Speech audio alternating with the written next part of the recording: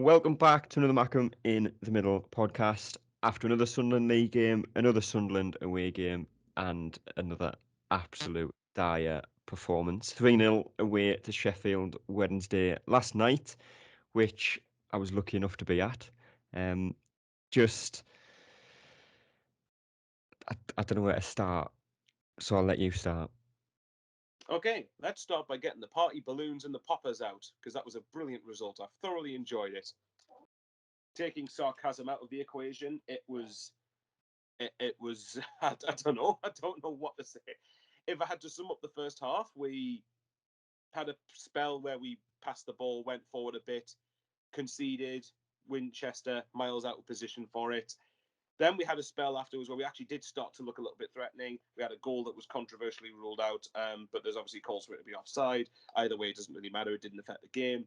And then obviously the second goal, look, everyone knows my thoughts on clean sheets and defending, and all I'll say is that I was raging after that second goal in particular. There was no passion. There was no heart to try and win the ball first. Every time the ball kept coming at the box, the Sheffield Wednesday player was meeting it ahead of a Sunderland player, which I don't know how on earth that happens. Then the first half for me fizzled out. Nothing really happened from there. And then this might people can call me fickle all they want. I don't really give a shit.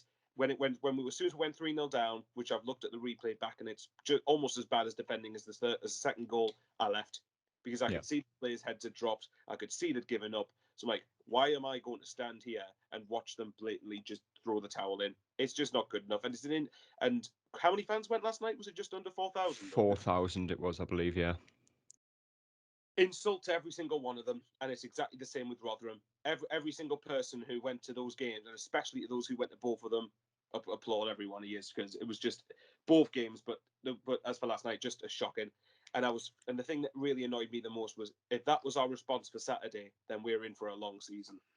Yeah, and everything's just changed, John. You know, this is what the probably like 16th podcast I think we've done this season. And if you were to listen back to like the first 5, maybe first 10, we were saying about how things just felt differently this season. We were getting things right on the pitch, getting things right off the pitch. And then the Portsmouth defeat came around, and again, we kind of wrote that off a little bit. The conditions weren't great. The Charlton defeat came around, which was the first kind of game where there was no excuses. It was a shocking performance, shocking selection, just a terrible day all around. Then a Rotherham hammering, and then last night, everything's just changed so quickly in a negative way, and there's just no explanation for it. No, there isn't. The only thing we can, maybe just sort of thought of this off the top of my head, and remembering Johnson saying, we're not going to see the real Sunderland until sort of, your 10, 15 games in, and This is the before real then, Sunderland, isn't it? yeah, it's almost a revert to type, isn't it? It's the old Flanagans sort of turned up, and the fresh blood that we've brought in have, I don't know, looked okay, but now sort of regressed. I think. Yeah, do you know what I mean? Where do we even begin with it? I think maybe yesterday's performance, I think maybe goes on Johnson a bit more than the players. Obviously, the players deserve every bit of stick, they do proper deserve that. But I think if you're not going to change it and freshen it up and try something different as a reactionary type thing to what happened, because we know, it went totally wrong against Rotherham, totally wrong. And we were, we had our asses handed to us. You've then got to see some sort of reaction, and that's from all of them. Whereas I didn't see anything different. Johnson came out and gave his usual sort of David Brent, spiel, as if nothing's wrong, we're still going up, don't worry about it. That's what I took. Yeah. Corey Evans came out and tried to explain, even though he was, I'd say one of the dreadful players last night. And yeah, there was no reaction, there was no change, and that's what we want to see. And we've got to this stage now, and it's we're all thinking, now what the fuck do we do? We've got Ipswich coming up, and weeks gone by, I probably wouldn't have been too bothered about any other team, but now I'm thinking, they've only got to watch what, like you say, Portsmouth, Rotherham, to some extent Charlton, and obviously Sheffield Wednesday, who I'd probably say Rotherham were probably the better team. But the rest of them have just wanted it Sheffield more. were winless in 4, I think, going into this game. But yesterday I wouldn't even say they were that good, but they did their sort of League One jobs on us, and it totally just caught us out. Danny Collins was saying, they've got just League One experience, just machines, and that have we got any of them? I don't think we have any at all. We just haven't. We maybe tried to get them in the first season, and then we've gone a different way. Don't get me wrong, we're all fairly happy with the recruitment, but now it's sort of back to the drawing board. I know it's still early days, but we're questioning we're questioning already the system, and there's just nothing to react to it. And I don't, it's just all over the place at the minute. Yeah. And obviously when things like this happen, Michael, there's always, especially at Sunderland, after everything that's happened in the last 5 to 6 years, there's always a very aggressive split in opinion. I would probably say you've got some fans who probably rightfully so are absolutely fuming after the last two games. I've myself and thousands of others, 500 miles people have travelled to watch Sunderland concede 8 goals in League One in the space of 4 days against a good side in Rotherham, and at the time a mid-table winless and 4 Sheffield Wednesday. But on the other hand, you've got some fans that are again in the right to say it, but say it's reactionary, that we're not going to win every game this season. Yes, we've lost 2 games in the space of 4 days, but at least for me, I don't think anyone cares that we've lost 2 games in a week in the space of 4 days, because we haven't lost 2 games in the space of 4 weeks. We've been absolutely battered twice in the space of 4 days. I could accept a loss against Rotherham. Wouldn't have really accepted a loss against Sheffield regardless, but no one can accept conceding 8 goals in 2 games against 2 sides that probably will be challenging for promotion at the end of the season. Thanks, you've just stolen pretty much what I was going to say there. That it's accurate though. There's that you can't sugarcoat it, you can't dress it up in whatever way with whatever analogies or phrases that Lee Johnson will try to come out with. It's not good enough. And as you've mentioned there, that it's the fact that we've been battered. Even if you take Portsmouth out of the equation, because whether people like to say it's an excuse or not, for me, doesn't matter. The conditions did play a massive factor into that game, even though, yes, we still should have done better. But if you look at these 2 games, there was no excuse for Sunderland in either game. And even when we talk about the opponents, brutally honest, I know people said Rotherham were good. From what I watched, I thought Rotherham were bang average. I thought that they just did their typical, wanted it a bit more than, well, in fact, not a bit, wanted it considerably more than Sunderland did. And I think I would give Lee Johnson a little bit more blame for Saturday's game personally, because of the fact that we tried to go there and out football Rotherham, when with the way Rotherham press and the way that Rotherham pass the ball, the way that they go about their things in their tactics, for Paul Warne, the way he sets them up, the way the fitness levels are, I think we needed to just try and maybe be a bit tighter, and maybe to make sure that we might have to sacrifice going forward a little bit, because oh yeah, we scored 1, let in 5 though. Like it doesn't matter.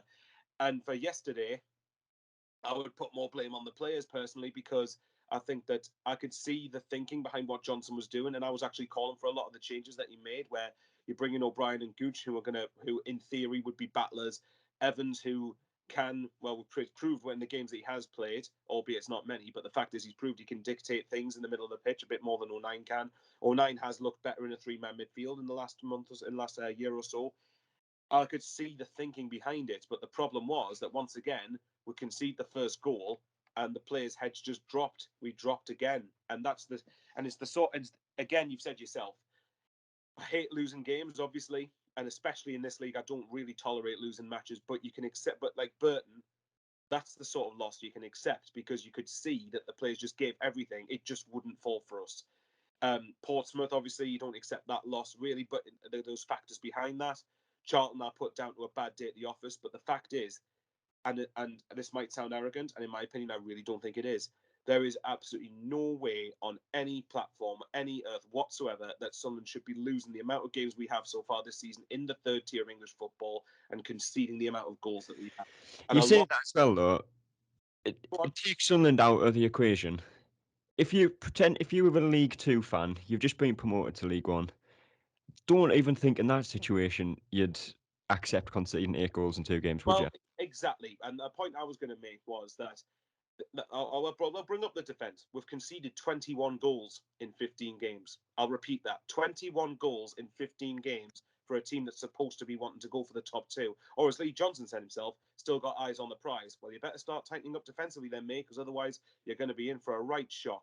21 goals in 15 games is like a relegation sort of form defensively. That's the type of those are the type of goals I'd have expected Doncaster to concede, not Sunderland, a team that's going for automatic promotion. But you're right, any team shouldn't accept that, but especially for a team that's supposed to be going up for automatic promotion.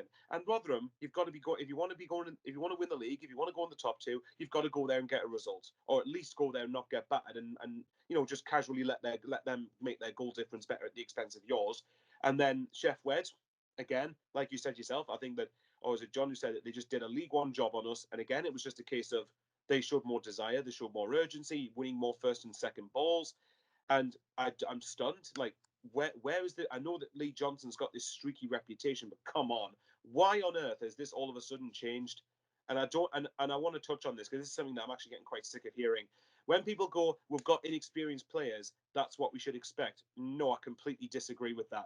If these players had started the season making these mistakes, like the very first few games, there's plausible reasons behind that. Because if you look at Callum Doyle, for example, if he was making the mistakes in the first 4 or 5 games, then he hasn't played senior football. That's fair enough. You can forgive that.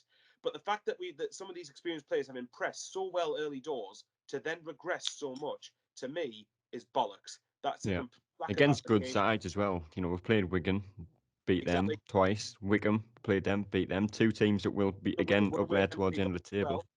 Won away at MK Dons. Yeah. So, I don't care. If the inexperience for me thinks it's a lazy, convenient excuse. Okay, lazy is not the right word, maybe, but it's an excuse for the players to hide behind. The fact is, they weren't making these errors beforehand, so they prove that they're capable of not making the errors. Yeah.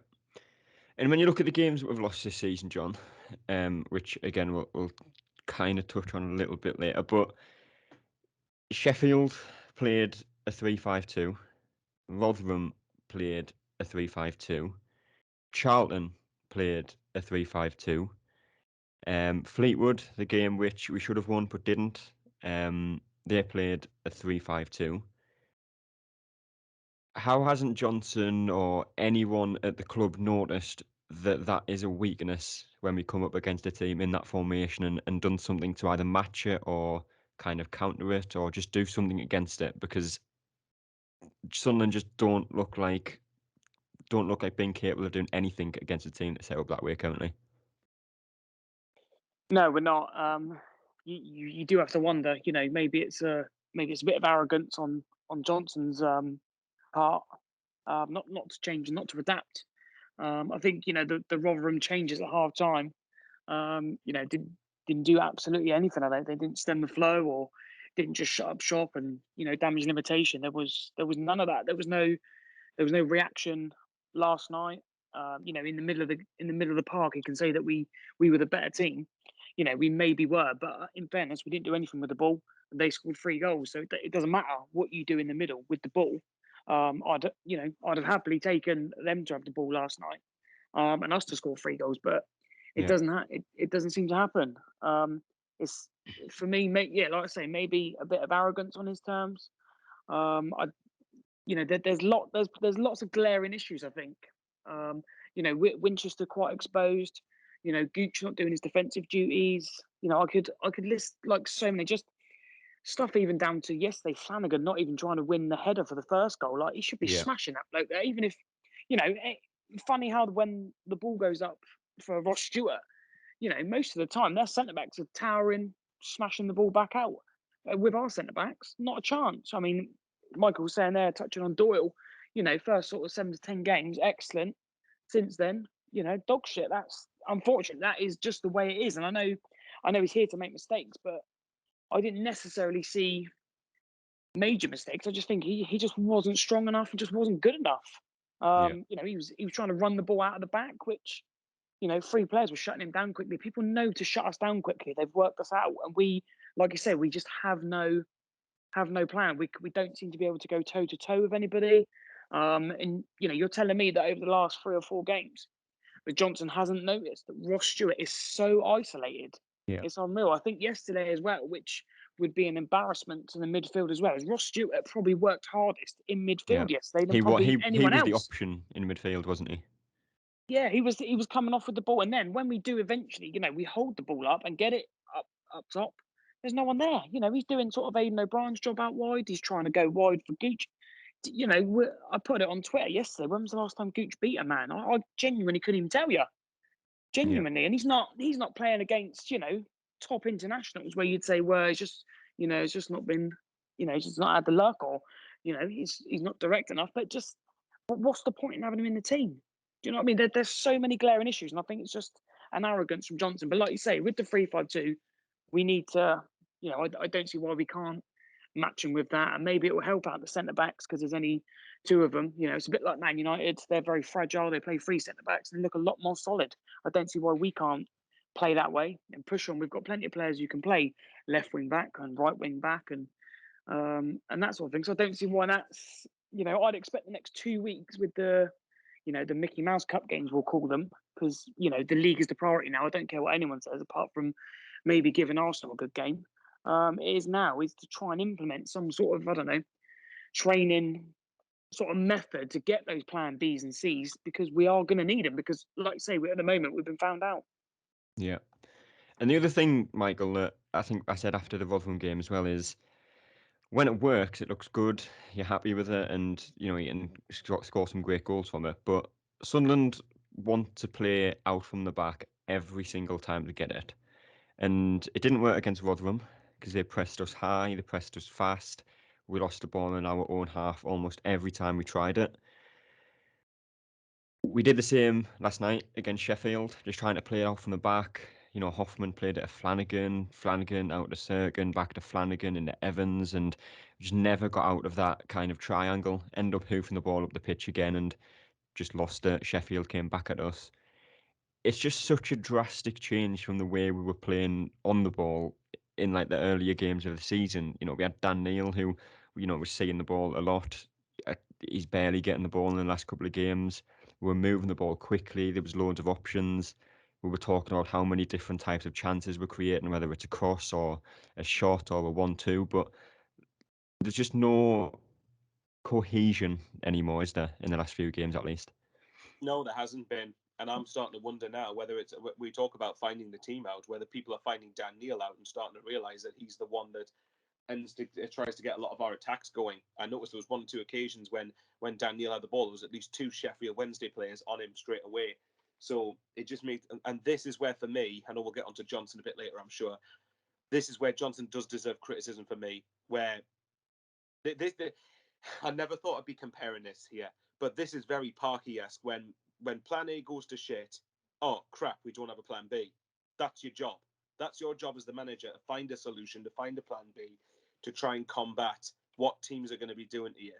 And yeah, you're right. I mean, we were playing some good stuff at the start of the season, but as you both have alluded to there, though, when teams playing the 3-5-2 straight away, it makes them overpower us in midfield.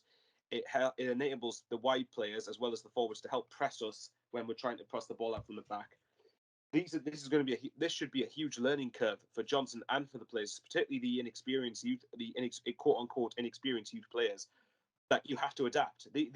This is where I criticised Johnson after Saturday, where in certain games you're just going to have to sacrifice playing lovely football and beat Route 1 and be ugly. And the sad thing is, we've proved in the past we can do it. If you want to rewind back to that Gillingham game, which feels like a lifetime away now, we got down to 10 men for the last half an hour of that game, and we ended up, and we saw a different side where we ground out a 2-1 win, and we were able to sort of do a different play. Well, basically play a different style, have a different way of playing to combat the fact, to make up for the fact we had a man less.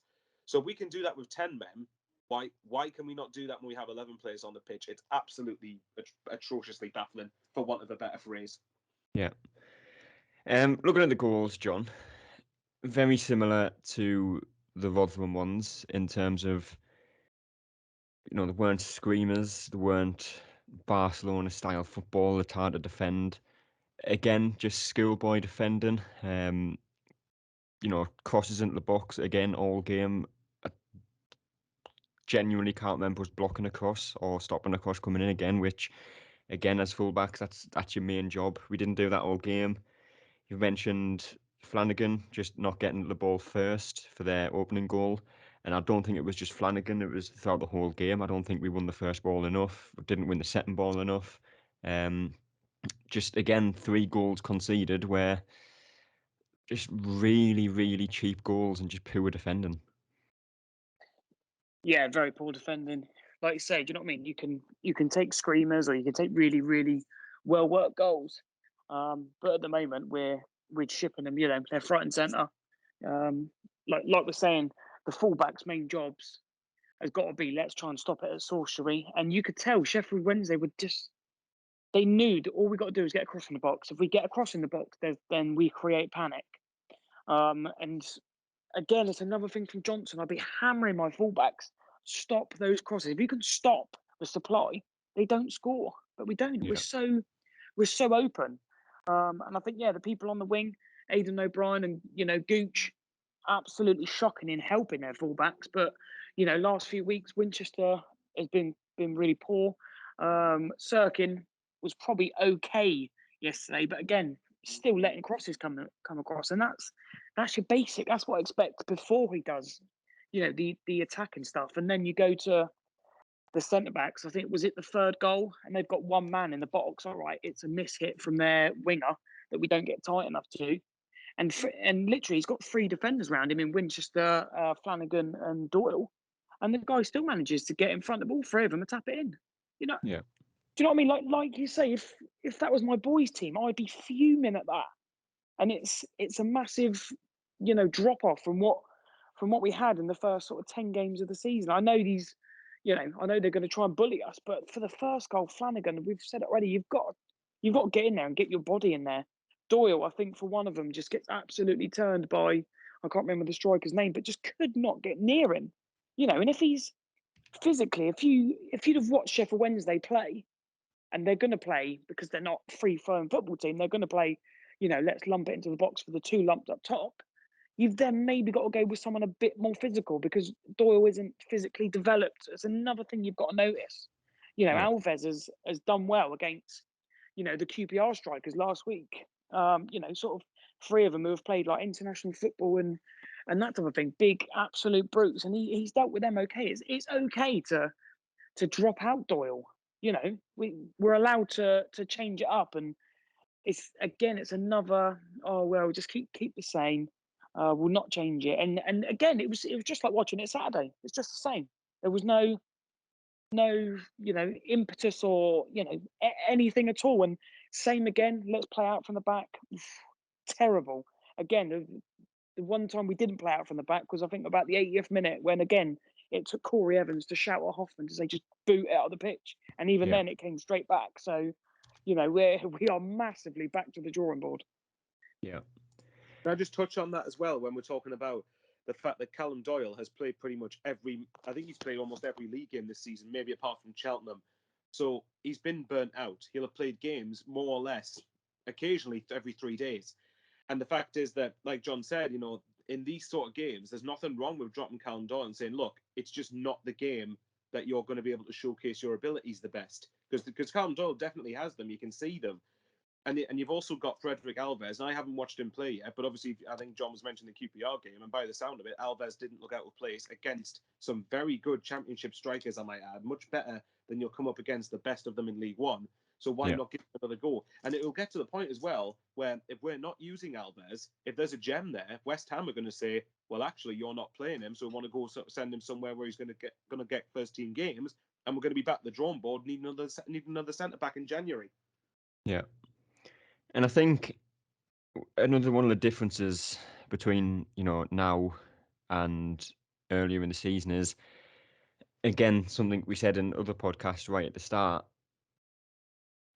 Going back to the start of the season, if someone went 1-0 down, Michael, you wouldn't be concerned, really. You'd be looking at it thinking, right, poor goal to concede, but we can get back into this game, we can win this game or get something out of it. But after Charlton, after Portsmouth, after Rotherham, and especially after now, there's just a real fear of going 1-0 down now because nothing seems to go right after we concede that the opening goal. No, it doesn't, and it strikes me, and it always reminded me of the old Premier League days or even the Championship, where as soon as if you just get the first goal at the minute, then the game's more or less over. And I don't understand how the players have allowed that to happen so many times. Again, you look back at this first game of the season, you can say Wigan, yes, it was the first game. Wigan might have had players that needed to blood together, but the fact is they still, we still had to play them regardless. We came 1-0 down, and the way we responded to that was very good. Blackpool, if I'm right, I think we came from behind in that game in the cup to win it. There's not Gillingham as well.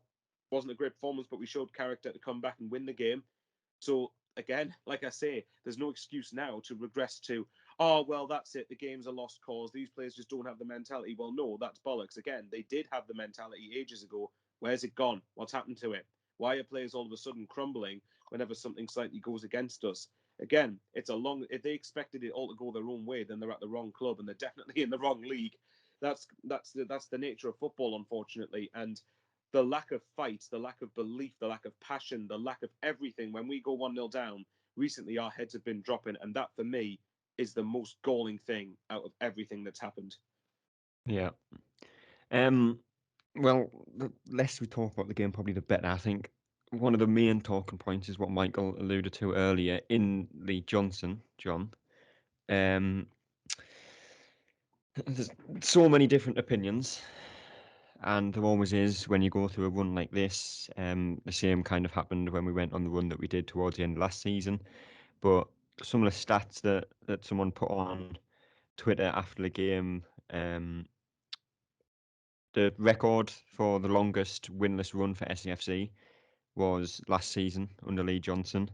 In the third division, Johnson's the only manager to have lost 3 games in a row, and we've conceded more in our last 6 games under Lee Johnson than we did in Parkinson's last 15 games, I think it was, by some margin as well. So it's a strange one and probably quite a difficult one, but where do you really stand on it right now at this point? I personally, I'm in between.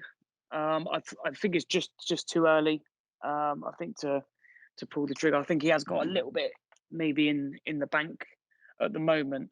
The thing that we wanted to see, I don't want to say maybe taken a loss yesterday, but I would have, if we'd have played really well and they nicked it 1-0 or 2-1, then you could say, well, what he's done is you can still see, what the plan is, and can he fight it back? Because at the moment we're just, I think we're on a spin of, is it 3?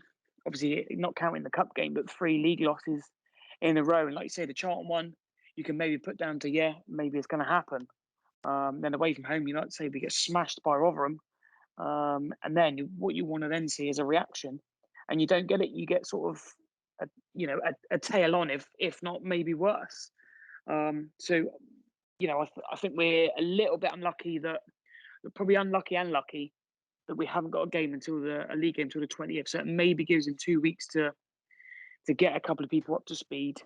Broadhead, who I think who's been quite a big miss, and maybe get Diaku into some sort of, I don't know, position where he's able to start games and influence games. Because at the moment on the wings we're dreadful in McGeady, O'Brien, and Gooch. I think the whole club, I think, in terms of the players, needs a massive kick up the arse. And I think they're, like I say, I think they're very, very lucky that we've got 2 sort of Mickey Mouse games to maybe just keep it ticking along, ready for that Ipswich game.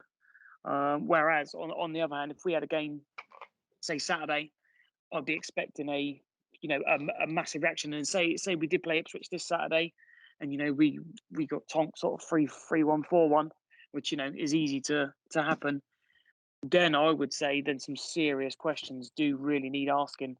Because for me, I'm just not seeing it at the moment. And you can, if you're in a bit of a slump, that's fine. But yesterday was very, very unforgiving. I could probably go through the whole team, maybe apart from Ross Stewart, and I could probably tear every single one literally apart. Maybe I'll sort of let the goalkeeper off because not a lot he can do apart from constantly just throwing out the ball, as quick as he can, like it's a hot potato. But the rest of them, very very lucky to still have the place. But yeah, for me, Johnson, yeah, he's got a stay of execution at the moment. But I think he knows. Even I'd like to see a bit more passion from him in his. He's always sort of one tone. Doesn't matter if we lose 5-1 or we win 5-0. It's always the same. I'd like to see a bit more fight, and maybe that'll rub off on the team. Yeah. And I said after the game, Michael, well, immediately after the game, it wasn't what I said, but that won't be repeated, what I said immediately after the game. But a few hours after the game, I got home from a nice 2-hour drive back home, and think about, a lot of people want him out. A lot of people think he's the manager to take us up, and I can see the arguments from both sides. But I said I think you've got to stick with him for now. The tweet that I put out on Twitter was, like historically, any more than 10 defeats in a season and your chances of getting automatic promotion are very slim. I think it was either Hull or Peterborough. Well, both of them, I think, had like 11 or 12 defeats last season and went up automatically. But we're a third of the way through the season and we've had 5 losses, 3 absolute hammerings as well. So football isn't as easy as that. The points per game isn't going to work out exactly like that. But if it did, that would be 15 defeats based on how we've started the first third of the season, which isn't good enough for a team wanting to go up. But at the same point, I've said defeat against Ipswich would sway a lot of people, I think. That would make it 4 league defeats in a row. And I think unless you're realistically going unbeaten in the next 5 games, that's when questions will have to be asked, I think. And as well, when you're saying going unbeaten the next 5 games, at least 4 of those would probably have to be victories. Yeah. It's no good going on, say, 5 draws. And the problem is, if you take the Fleetwood game out of it, so there's 45 games there excluding that particular match. And if it was based off this, then the points per game would work out that you have 15 defeats, and it should then theoretically, which isn't straightforward, obviously, but theoretically would then be 30 wins. If you go and buy statistics, but obviously football doesn't work like that. The problem is that I'm with John. I think in the context of Lee Johnson, I'm in between the two. I do think that there's something there that he's trying to do. I do think he is trying to change the on the pitch culture of the club, although it doesn't feel like it in the last 2 games. But at the same time, you can't not ask questions because we've been comprehensively beaten in 2 huge games that we really should be getting points out of if you're wanting to go up into the top 2 itself. As for, you've said it yourself, Ipswich, like, if you look at it, if you say rewind back, say 2 months ago, we were flying to an extent anyway, and they were the ones that were struggling. And now you're thinking, I'm actually quite glad that we're not playing them this weekend, because this break coming up, this 2.5 week break we've got, is one where it should be used to have a massive reality check and really ask, and the players need to ask themselves some really tough, hard questions. One of my friends put a status on Facebook, and I think it's always bang on the money. And are those players honestly given 100% recently the moment that they cross that white line? Because conceding 8 goals in the manner we've conceded them, and every single one of them was not a well-worked goal. Every single one of them was error-ridden and littered with mistakes and littered with errors all across the pitch, all across the park. So that's that. But again, Johnson does need to, how can I put this? They need to realise what position they're actually in. They need to realise the privilege that they should have. And I know football's a job to these players. I know it's a job to the manager, but it doesn't mean you can't have any passion for it. And, like John said, it's a kick up the arse at what's needed. These 2 games coming up as well in the Cup, like, it's a good chance, as John said again, to get things ticking over. But I'm in between the 2 extremes at the minute, but I'm like you. I can see arguments for both, whether he stays or goes. I would say that if you're going to get rid of Lee Johnson in the near future, if you were going to get rid of him, I'm not saying I personally would, but if you're going to do it, then now's the time to do it, when you've got 2.5 weeks to the next game. And the whole point of Lee Johnson being here now as a head coach, then a manager, is that players shouldn't have to make a transition from one head coach to the next. Whereas when we lost Parkinson, we got rid of him, and then brought Johnson in, it's the ideal way of playing from both of them is completely different and opposite ends of the scale. So that transition is a lot longer than people would probably have liked. Whereas this time, if you get a head coach that's in the same mold as Johnson in terms of playing style, then if you get rid of Johnson, the transitional phase shouldn't be that much, if at all. Yeah. If Johnson does go, John, which again, like I say, I personally wouldn't want to see it yet. And I'd say, next 5 games are, well, what I said in a piece that I wrote was kind of the make or break of our season and certainly of Johnson's kind of career here. And I don't want to look too far in advance because, like I say, I don't really want him to be sacked. I want Johnson to succeed here, and I think he has the As we all do. potential to succeed here.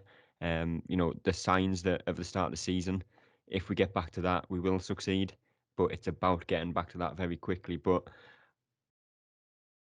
who would you bring in if Johnson was to go?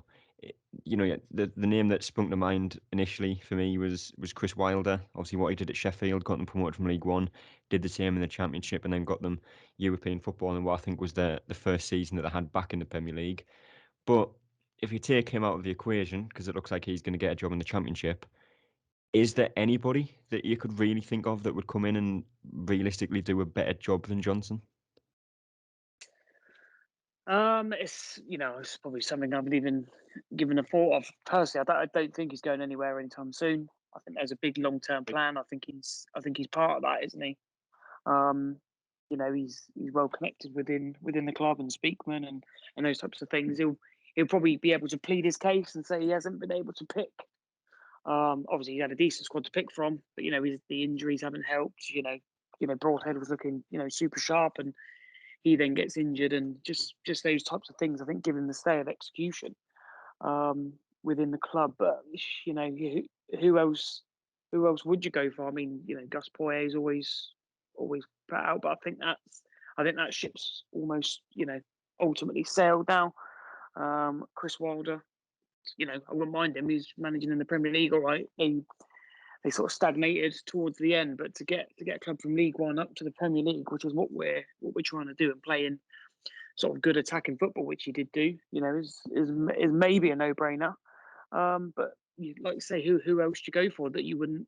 If you're going for someone in sort of form, then you're gonna have to sort of pay money. Are we willing to pay money? I'm not so sure, and I wouldn't know. Who else would you go for? It's a strange one, but I don't think he's going anywhere anytime soon. Anyway. Yeah. Well, it's 17 days before the next league game, Michael, which is a must-win game, I would say. We said before 4 points minimum from these 2 games, and we've came out with none, scored 1, conceded 8. So to say a must-win game against Ipswich, I think, is a massive understatement.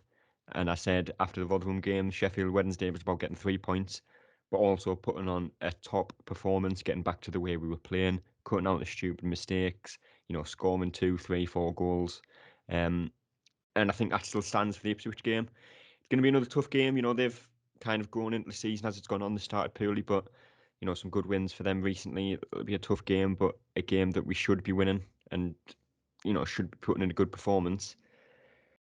There's no reason not to win that game. There's 17 days now for Johnson to get into the players, get them back to the basics, get players up to full fitness. There is no excuse after that Ipswich game if we walk away with the defeat.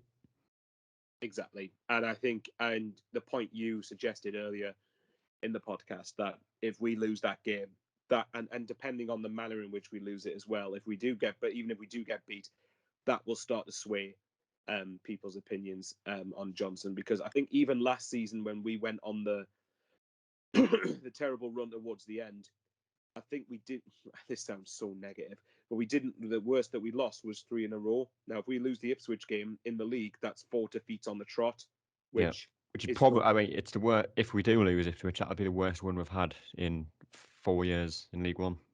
Exactly, and it would be the lowest point in our history. And it's not an exaggeration to say that, because it's one thing going on a 4-match losing run in the Premier League when you're playing Arsenal. Well, okay, maybe not Arsenal these days, but when you're playing like Liverpool, Man City, Chelsea, even United to a lesser degree, it's one thing when you're playing against them. But when you're supposed to be one of the teams that's supposed to be going up automatically, and you go on a 4-game losing streak, then you haven't really got a leg to stand on. And as you've said, that game, you've got to perform. And I mean, like, adequate, and especially defensively, you've got to adequately perform. What Johnson should be doing in the build, obviously, once these cup games are done, because even after these cup games are finished, he still has 10 days in preparation for Ipswich. Analyse to death how Ipswich play, analyse the weaknesses they've got, and if you have to be pragmatic to beat them, so be it. But but as you said yourself, it's not it's the biggest understatement of the year to say that Ipswich game for Sunderland simply is a must-win. Not even a draw is good enough at this point. Yeah. And the next two cup games, John, do you approach it as, like I say, going back to the basics, going back to the formation that worked at the start of the season, the same kind of personnel, same tactics, or could you see something like a 3-5-2? And I've been thinking about this for the last 5 minutes. We've got the players to play that. You know, Luke O'Nien, again, one of the most talked about players probably in Sunderland's history now. He's a better fullback or wing back than I think he is a centre midfielder. You know, if you play a 3-5-2, you've got 3 good centre backs. You've got Sirkin, you've got O'Nien. You know, a midfield 3 of Evans, Winchester, and say Dan Neil. Broadhead, Stewart up front. Is that something that you could experiment with in the cup games and kind of see how it goes, or like I said, do you just go back to what was working before and hope that it can be used against teams using 3 backs? I don't think we should necessarily write off everything we've done because it served us still quite well. We've still beaten some very good teams. The first sort of 10 games. I think the opportunity is there to use them. Obviously, the Bradford games are dead rubber. But we're not really too interested, in the FA Cup because we're going to win the Carabao Cup. So we don't want to be greedy. Yeah. But in those games, I'd like to maybe see us treat them as sort of warm-up games to the Ipswich game. So I'd like to see us, if we are going to do a 3-5-2, then let's play a 3-5-2 with maybe, I don't know, Doyle, Alves, and Flanagan, and let's see if that helps Doyle and Flanagan. Because these games, they don't really matter, but I'd still like to see the approach to say, look, this is the plan we're going to maybe try and implement to counteract the things that are actually going wrong for us. Because we're getting so caught out at the moment. So we know we've got to tighten up. Mansfield and Bradford, let's be honest, are not going to pose the biggest threat unless obviously we play how we've been playing the last few weeks. But you would have thought that the players would have had that kick up the arse. We need to maybe look at the other end of the pitch as well. I think isolating Ross Stewart and making him come so deep makes other teams able to play a much forward game. We need to be able to stretch them. We need to get players in and around Stewart. And if you don't do that, you're just going to invite teams. And if teams get half a chance and half a sniff that we can be got at, then they will get at us. But for me, I think you still got to treat these. I'd treat them both like they're both league games, and I'd go still strong. Maybe play the first half with the same team, not same team. Sorry, same formation as we've been doing. Yeah. Different personnel maybe to give the others, some sort of chance, especially in the Mansfield game. And then maybe when it is the second half, then maybe, change it up a bit. Because in previous weeks, we've seen, Bailey Wright coming on and going into maybe like a back three. And all right, our backs have been against the wall because we've been winning. But we have seen those games out. And, those are sort of things we really do need to implement and make sure that they're spot on. So when we do need them in the league, which is the most important thing, then they can be used. And then, like I say, the Bradford game, again, I don't see why we can't. I don't want to see the players having 2 weeks off and just think, because then it'll be, well, they weren't up to speed for the Ipswich. I don't want to see any of that. I want to see everyone who can play should be in and around the squad, and we want to see a massive reaction. I'd expect a few players who maybe haven't contributed whilst playing, like your Gooch needs to kick up the arse. Aidan O'Brien probably needs to drop out. But, we need to get players like Dayaku really, really up to speed. Broadhead needs to play maybe, I don't know, at least a game and a half of those. And let's try and get back to what we were. I don't think we can write it off. What happened first 10 games? It was working. All right, we've been found out a bit, but now's the time for Johnson to show us. Everyone lauds that he's this fantastic coach, and he's very modern day. So let's start seeing that now, shall we? Yeah. And I suppose, Michael, these next two games, had they been earlier in the season when things were going well, most people wouldn't care about a defeat. Like you've said before, kind of dependent on the manner of it. But with the results that we've had in the last month or so, regardless of performance, I think now, I don't think defeats regardless of what you think of the competition, regardless, whether you want us to go far in it or not, I just can't see defeats against either Mansfield or Bradford going down well after what, the last month's entailed. Especially Mansfield, depending on the team that plays in that particular game. And if we played a full-strength team, as close to full strength as possible while resting the key players, then that is not going to go down well. You're right. Bradford, I don't see Sunderland putting out. I don't see Johnson putting out like a close to a strength team. I think he's going to persist with what we've done in that competition so far. But taking Mansfield into the equation first, remember, obviously, as we know, this is the freakish draw. Is that this is the exact same fixture we had last season? Yeah. We ended up getting knocked out there. So I don't think Mansfield are doing that great themselves in League Two, although I could be wrong on that. So, yeah, I mean, I was with you before last night's game. I thought if you beat Sheffield Wednesday, then I couldn't really care less about the Mansfield game. And the FA Cup, I still don't care about the competition. But as you've said, I think we probably do need to beat Mansfield just to get morale at least somewhat back up again. And I think if you win these next two cup games, and to be fair, but I'm being totally fair to Johnson, we used the first two group stage Papa John's games as platforms to go and beat Gillingham and Crewe. The problem is what followed after that. So yeah. I would say that if you beat Mansfield and Bradford, it could potentially give you the platform to then go and beat Ipswich and then beat Shrewsbury or Cambridge and whoever we've got after that. Yeah. Well, next game, as we've said, next league game, as we said, is Ipswich. And I would normally say predictions for that one, but a lot can change in 17 days. It's not quite the Saturday, Tuesday schedule. So instead, I'll say, what would you change for the Ipswich game, John? Was Broadhead? I think he started one game this season, which was Cheltenham, and I think we all agreed in that game that he was the best player on the pitch. And I think, like we've alluded to quite a lot, not just today, but in the last few games, or how isolated Stewart is. I think he could be the answer to kind of, getting more players around him and offering more of a threat going forward. Yeah, I think that's spot on. I don't think we can absolutely hang our hat on Broadhead, because he's not an established player. He's maybe just about seeing, what he's all about. I think we need to see how he gets on in the next two games. I'd expect him to play at least, I'd maybe even say he has to play both 90 minutes to get him in the full swing. Obviously, I haven't seen what Ipswich and how they're playing.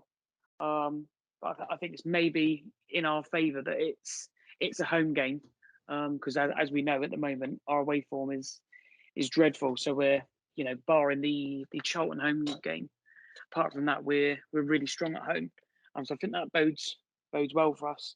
And I think I'd just like to see a little bit more, maybe attacking intent. I wouldn't necessarily change the formation.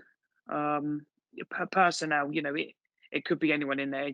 Obviously, he needs to see who's up for it. Obviously, we know who's not on form at the moment and who is, and who can do what. But I think these 2 weeks are a massive couple of weeks in, for Johnson. I'd like to see us just absolutely go for Ipswich. You go 1 or 2-0 up. We know at the moment the one, if we concede at the moment, we're a little bit.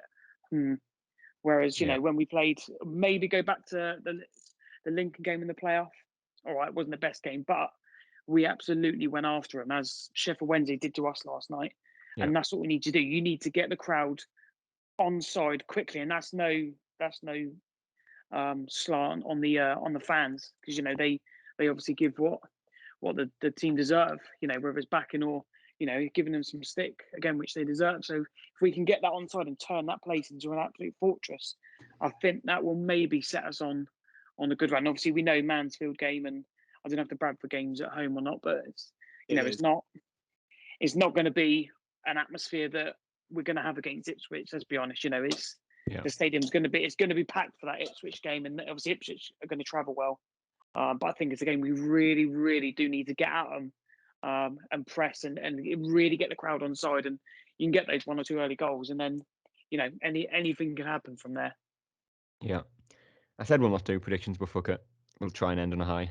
Depending on what you say, that is, obviously. But, Michael, predictions for Ipswich. Tough one. Like I say, it's 17 days away. It could be a completely different team. It could be a new head coach for all we know. I'll back and say that what I'm about to say could be completely invalid then. So I'm... oh, God. Okay, I'll tell you what then. Because this is a game, I'm gonna be a conspiracy theorist. I think this is a game Ipswich might underestimate, and I know that sounds horrible because we shouldn't be the underdog in any game in this league really, unless it's like a way to one of our promotion rivals. So for me, yeah, I'll go 2-1 to Sunderland, and I'm going that because I'd like to think, like what John said, I think getting the crowd on side is vital. And I know people go, "Oh, fans need to do more at the games," but at the end of the day, if there's nothing to cheer, it's very difficult to get up for it. So the players have got to do their bit. And at home, as John again said, Charlton aside, and bearing in mind they had just got rid of Adkins at that point, you know, that it's not an excuse to lose the game, but it's a factor.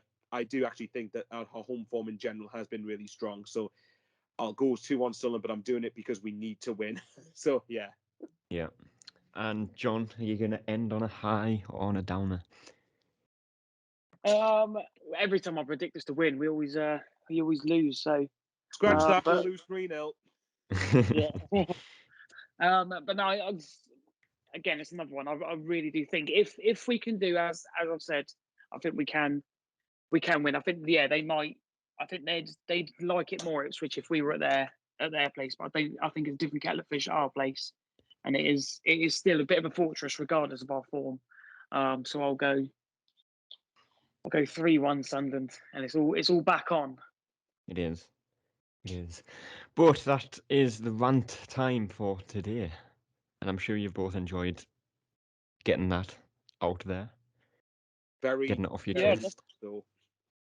The players are very, very lucky that we didn't rate them this week because there'd be a few 1s and 0.5s. Very lucky. Only one who come out with 5, John. I think we probably go into minus territory at this point. Yeah, only one who come out with a bit of credit, I think, again, was Stuart, who just worked his arse off, and he's got to be saying to the manager, like, "Fucking hell, help me out here." You know, I'm busting my arse, but if I'm not going to be a threat up top, bring me off. You know, just rest me. You know, if you're not going to help. So just don't do a McGeady. Well, exactly. Yeah. I mean, would quickly say after Ipswich, obviously, I think we've got Shrewsbury and Cambridge away, and I know our away form is it's pretty shocking, but Rotherham and Sheffield, with all due respect, should be much better teams than Shrewsbury and Cambridge. So really, those 2 games, you should be looking to get 6 points, really. I think it's away from home. If we can win the games against the bottom half teams, then continue a home form, we do still have a chance, to be fair. Yeah. And I think sometimes as well, it's got to be okay to go to teams like, as long as your rest of your results are all right, but going to Rotherham and Sheffield Wednesday, you know, and maybe sneaking a win on one, but taking a point at, you know, even a point at Portsmouth or a point at Sheffield Wednesday, not always the worst result if, you know, like we haven't done in years gone by, gone on to the Tuesday game and, you know, backed it up by smashing like a Cheltenham or Shrewsbury on a Tuesday night. If you could do them, then those sort of one or the points, you know, if you get a draw. Yeah, of course it does. Do you know what I mean? That's how you win the league. Just take that point, you know, move on, but win. You know, like I say, win most of your home games, which we're doing. It's okay to accept a draw against some of the bigger teams, or if you're not playing well for one game, and then it's just always those sloppy ones that we find. You know, we're doing the business against the sloppy ones. It's the other ones, you know, going toe to toe and just sort of, you know, getting annihilated. If you can turn those into points now and again. You know, we're going to get the odd win against them, and we'll take a point against them. Then, you know, we should be fine. But, you know, it's something that we don't do things, you know, very easily, do we? Yeah. Otherwise, it'll just be boring. Keep the faith is what we say, isn't it? I think I'd take being boring at this point. Yeah. Boring, but win. Exactly. We'll see. It's been a pleasure, though, hasn't it? Always a pleasure. Hopefully not many more rants, though, this season. I prefer to be talking about a win than any more hammerings if not for the fact that no one listens. Well, not no one, but not many people like reliving defeats like this. So a few more wins would be nice. Would be nice to go on a. How many games left this season? Is it 31? Yes, Yeah. 31. third- Unbeaten. 31 game win streak, and I think we'll be content. Yeah, we'll be all right. Won't we? I'll We'll take see. I'll take 25 league wins because We then will. that'll get us up. We'll be Hopefully. realistic. We will. We'll be back after the Ipswich game, which feels like it's a long time away. And that's probably the first home game, first home league game, and what will eventually be probably like 2 months, isn't it? I think we've only had one this in October, wasn't it? It was Charlton, wasn't it? Aside from Charlton, It's probably cost us a little bit. Yeah. In fact, still, because obviously we know we're sketchy away from home. You know, if you throw 1 or 2 home games in, all right, the Charlton one we'll let go. But the rest of them, you would still expect us to. Doesn't matter who turns up at the stadium, like you'd expect, you know, a win with how we are. So I think we've been maybe slightly unlucky. I'll maybe give Johnson, you know, a tiny, you know, sort of 1.5% of the benefit of the doubt on that, you know. But let's just try and get every game home for this season. Every game. I think where he's going to be tested here is the Christmas period as well, because I think in December, I think we've got Morecambe at home, Plymouth at home.